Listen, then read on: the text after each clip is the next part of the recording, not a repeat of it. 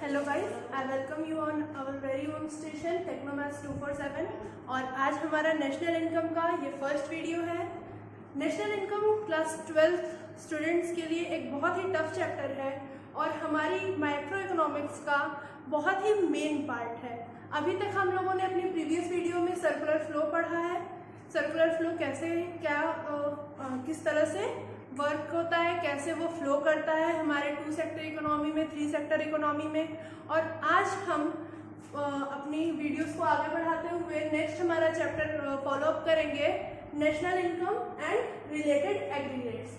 तो हम national income की कैलकुलेशन से पहले सम बेसिक फैक्ट्स देखेंगे, जैसे कि हमारा domestic territory. So domestic territory, what is domestic territory? So it refers to the political frontiers borders of the country। यानी कि हमारी जो पॉलिटिकल बॉर्डर्स है हमारी कंट्री की, वो होती है हमारी डोमेस्टिक टेरिटरी। जैसे कि हमारी इंडियन एम्बेसी भले वो पाकिस्तान में हो, बेल्जियम में हो, कहीं भी हो, वो क्या होगी, हमारी डोमेस्टिक टेरिटरी होगी। या फिर जैसे एयर इंडिया की फ्लाइट है और वो कहीं और से कहीं और फ्लाई कर रही है, दूसरी कंट्रीज में फ्लाई कर रही है, फिर भी वो हमारी डोमेस्टिक टेरिटरी होगी, क्योंकि उस पर हमारा अधिकार है। Now next, normal residence. It refers to an individual or an institution who ordinary resides in our country. यानी कि कोई भी इंस्टीट्यूशन या कोई भी पर्सन जो कि नॉर्मली हमारे कंट्री में रहता है, वो हमारे कंट्री का नॉर्मल रेसिडेंस होता है, जो कि अपनी इकोनॉमिकल नीड्स हमारी ही कंट्री में फुलफिल कर रहा है, बट वो हमारे नेशनल इनकम में काउंट नहीं होगा। एंड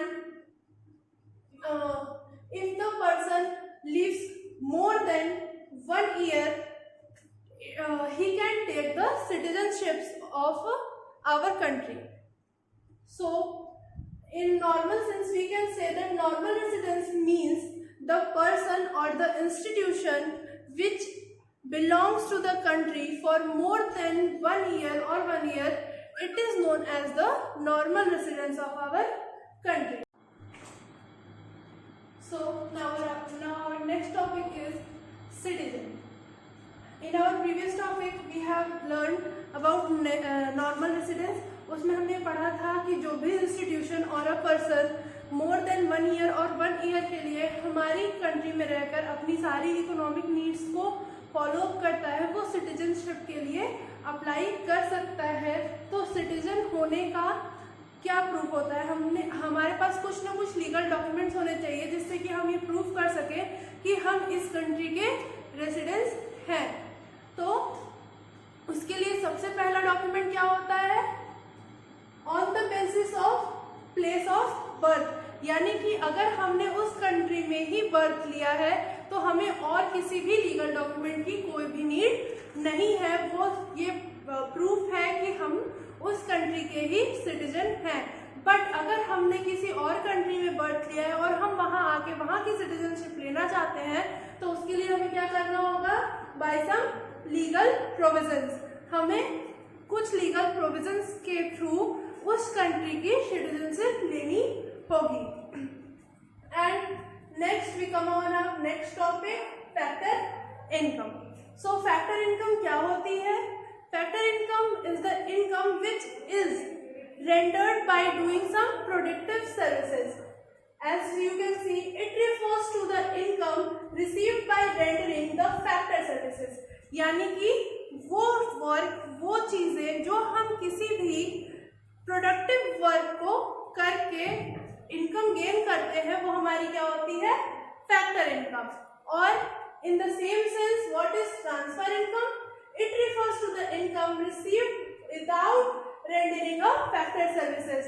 यानी कि ऐसी सर्विसेज जिसके लिए हमने कोई भी वर्क नहीं किया, उस इनकम को पाने के लिए हमने कोई भी प्रोडक्टिव वर्क नहीं किया, वो क्या होती है, हमारी ट्रांसफर इनकम। और इसी वजह से हमारी ये जो ट्रांसफर इनकम होती है, इसे हम नेशनल इनकम में इंक्लूड नहीं करते, यानी कि हमारी ट्रांसफर इनकम जो है वो नेशनल इनकम में नहीं इंक्लूड होती, क्योंकि इसमें किसी भी प्रोडक्टिव सर्विसेज का कोई भी यूज नहीं होता। बट हमारी फैक्टर इनकम जो है वो हमारे नेशनल इनकम में इंक्लूड होती है। क्यों होती है? क्योंकि हम इसमें एक प्रोडक्टिव वर्क कर रहे हैं, हम इसमें अपनी इनकम को गेन करने के लिए फैक्टर सर्विसेज प्रोवाइड कर रहे हैं। इस वजह से ये हमारा फैक्टर इनकम नेशनल इनकम में काउंट होता है। फैक्टर इनकम हमारी क्या होती है? कोई भी प्रोफेशन या कोई भी जॉब जिससे हम लोगों को services, goods and services provide कर रहे हैं और उसके थ्रू हम मनी अर्न कर रहे हैं, इनकम अर्न कर रहे हैं हमारी इकोनॉमिकल नीड्स को सेटिस्फाई करने के लिए, वो हमारी क्या होती है? फैक्टर इनकम होती है। बट हमारी जो ट्रांसफर इनकम होती है वो क्या होता है? जैसे कि scholarship, old age pension etcetera, इसके लिए हमने कोई भी प्रोडक्टिव वर्क नहीं किया। ये हमें क्या हुआ?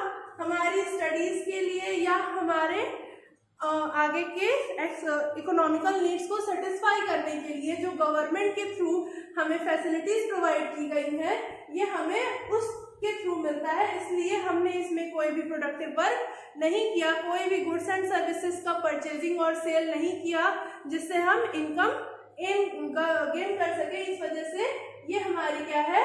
ट्रांसफर इनकम है और ये हमारे नेशनल इनकम में इंक्लूड नहीं होती है। So guys, now our next topic is final goods. So as by the name we can see final goods. तो final goods क्या हुए? यानी कि वो properly ready है for the consumption, यानी कि it doesn't need any other processing.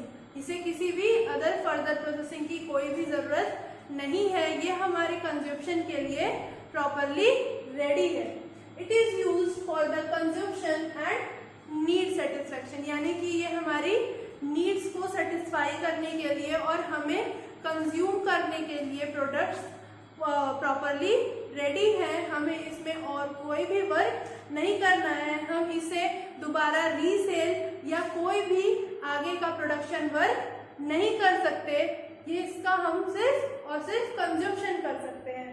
और हमारी फाइनल गुड्स जो होती हैं वो हमारे नेशनल इनकम में इंक्लूड होती हैं। हमारी फाइनल गुड्स हमारे नेशनल इनकम में इसलिए इंक्लूड होती हैं क्योंकि इसमें अब कोई भी फर्दर प्रोसेसिंग नहीं बाकी है और अब सिर्फ इसका हम कंजम्पशन करेंगे और कंजम्पशन करके हम अपनी नीड्स को सेटिस्फाई करेंगे। बट ऑन द सेम जो हमारी इंटरमीडिएट गुड्स होती है इनमें हम अभी और फर्दर प्रोसेसिंग कर सकते हैं, इसको रीसेल भी कर सकते हैं। सपोज जैसे कि एक कोई भी ऑर्गेनाइजेशन अगर वुड परचेज करती है तो वो क्या हुआ? उसके लिए एक इंटरमीडिएट गुड्स हुआ, क्योंकि अब उस वुड का वो फर्नीचर बनाएगी और फर्नीचर बना के वो उसे सेल करेगी, यानी कि अभी उसका परचेजिंग सेलिंग भी बाकी है और उससे हम आगे की फर्दर प्रोडक्शन भी कर सकते हैं। It depends on the nature of use. और इंटरमीडिएट गुड्स इंटरमीडिएट है या फिर वो फाइनल गुड्स है, ये हमारी डिमांड्स पे और हमारी नीड्स पे भी डिपेंड करता है कि हम उसे कैसे यूज करते हैं। जैसे कि शुगर, अगर हम शुगर लें तो शुगर हमारे लिए क्या है? हमारे लिए वो फाइनल गुड्स है क्योंकि हम उससे अपना नीड सेटिस्फेक्शन करेंगे। बट अगर कोई भी केक बेकरी उसको यूज करती है तो वो क्या करेगी? वो उस शुगर को यूज करके केक मैन्युफैक्चर करेगी, तो उसके फाइनल गुड्स क्या हुए? केक हुए, यानी कि शुगर उसके लिए इंटरमीडिएट गुड्स है। इसीलिए इंटरमीडिएट गुड्स इंटरमीडिएट है या फिर वो फाइनल गुड्स है, ये डिपेंड करता है उसको यूटिलाइज करने वाले की नीड्स पे। It should be sold in the same year of production. जो हमारे इंटरमीडिएट गुड्स होते हैं वो उसी ईयर में सेल हो जाने चाहिए जिस ईयर में उसका प्रोडक्शन हुआ है, अदरवाइज हम उसे भी फाइनल गुड्स ही कंसिडर करते हैं। जो इंटरमीडिएट गुड्स हमने सेल कर दिए वो तो हमारे ऑलरेडी वो फाइनल गुड्स हो गए। सपोज कि एक फर्नीचर ऑर्गेनाइजेशन ने 20 और 30 पीस ऑफ फर्नीचर परचेज किए और उसमें से 15 उन्होंने सेल कर दिए, तो जो 15 सेल हुआ वो तो हमारा फाइनल गुड्स हो गया, वो ऑलरेडी हमारी नेशनल इनकम में इंक्लूड हो गया।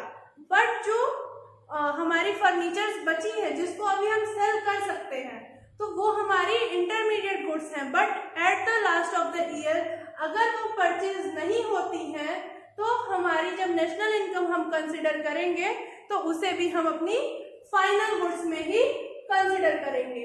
सो हमने अपनी इस टॉपिक में हमारी बेसिक कैलकुलेशंस की चीजें देखी, जिसमें हमने क्या देखा, हमारी डोमेस्टिक टेरिटरी जो कि कहीं भी फॉरेन कंट्रीज में ही हो, लेकिन वो अगर हमारी है, उस पे ओन हमारा है, तो वो हमारी ही होगी। और अगर कोई भी फॉरेन की चीजें जैसे यहाँ पे है, जैसे बेल्जियम एम्बेसी अगर हमारी इंडिया में है तो वो इंडिया की डोमेस्टिक टेरिटरी नहीं होगी, वो बेल्जियम की डोमेस्टिक टेरिटरी होगी। और हमने देखा नॉर्मल रेजिडेंस।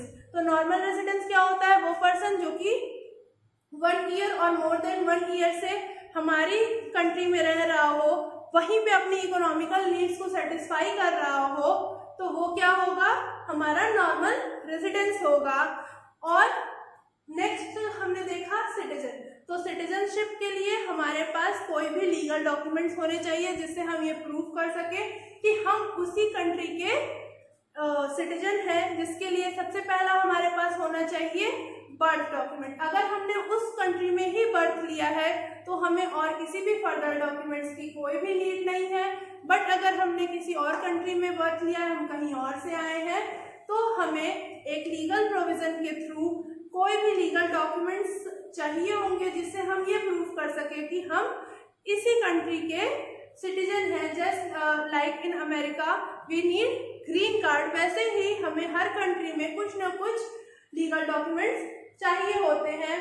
फिर हमने पढ़ा अपना फैक्टर इनकम और ट्रांसफर इनकम। फैक्टर इनकम हमारी वो इनकम जिसके लिए हम कोई भी प्रोडक्टिव वर्क करते हैं, हमारी गुड्स एंड सर्विसेज का परचेजिंग और सेलिंग करते हैं, जिससे कि हम इनकम अर्न करते हैं। ये इनकम हमारी क्या होती है, नेशनल इनकम में इंक्लूड होती है। बट हमारी ट्रांसफर इनकम नेशनल इनकम में नहीं इंक्लूड होती। क्यों? क्योंकि इसमें हम कोई भी प्रोडक्टिव सर्विसेज नहीं करते हैं। और हमारा लास्ट टॉपिक आता है इस वीडियो का, intermediate goods and final goods, जिसमें कि हमारे फाइनल गुड्स वो होते हैं जो कि हमारे कंजप्शन के लिए रेडी है, ये हमारी नेशनल इनकम में काउंट होते हैं। बट हमारी इंटरमीडिएट गुड्स जो है वो हमारे नेशनल इनकम में काउंट नहीं होती। क्यों? क्योंकि इसमें अभी हम फर्दर प्रोडक्शन और इसका रीसेलिंग कर सकते हैं। बट अगर intermediate goods at the last of the year नहीं सेल होती तो वो भी हमारी फाइनल गुड्स कंसिडर होती हैं और उसे हम अपने नेशनल इनकम में काउंट कर लेते हैं। Thank you.